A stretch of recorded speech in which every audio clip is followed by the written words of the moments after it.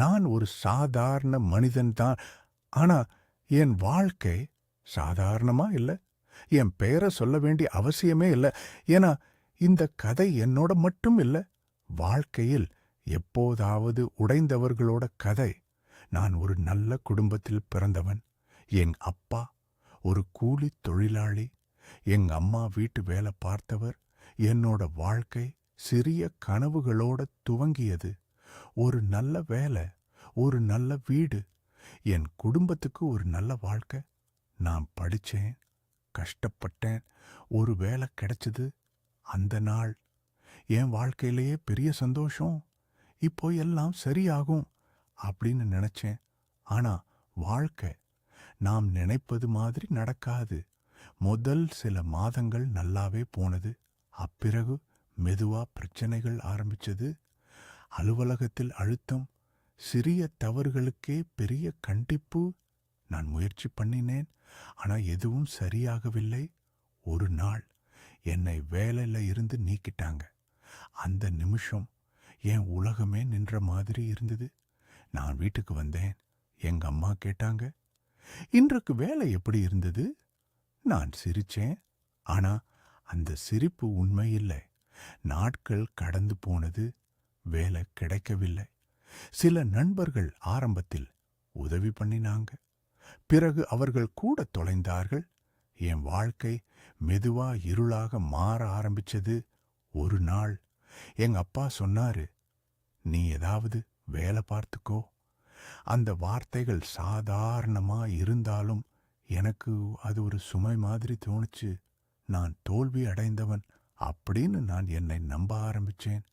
நான் என்னையே வெறுக்க ஆரம்பிச்சேன். இரவு நேரங்களில் தூக்கம் இல்லை.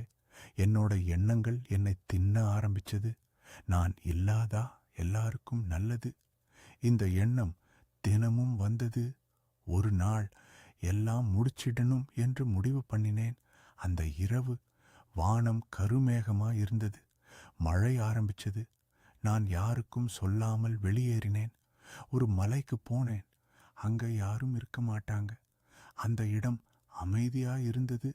ஆனா என் உள்ளம் சத்தமா கத்திக்கிட்டு இருந்தது. நான் உட்கார்ந்தேன். என் கண்களில் கண்ணீர். ஏன் இப்படி என் வாழ்க்கை? நான் வானத்தை பார்த்தேன்.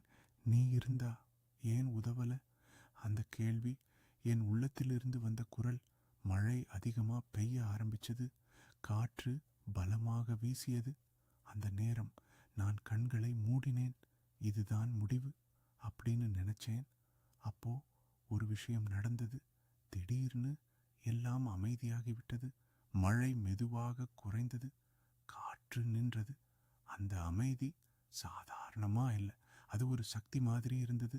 அப்புறம் என் காதில் ஒரு குரல், மிக மெதுவா ஆனா மிகவும் தெளிவா, நீ ஏன் பயப்படுற? நான் அதிர்ச்சி அடைந்தேன். சுற்றி பார்த்தேன். யாரும் இல்லை. மீண்டும் அந்த குரல், நான் உன்னுடன் இருக்கேன். என் உடம்பு நடுங்க ஆரம்பிச்சது.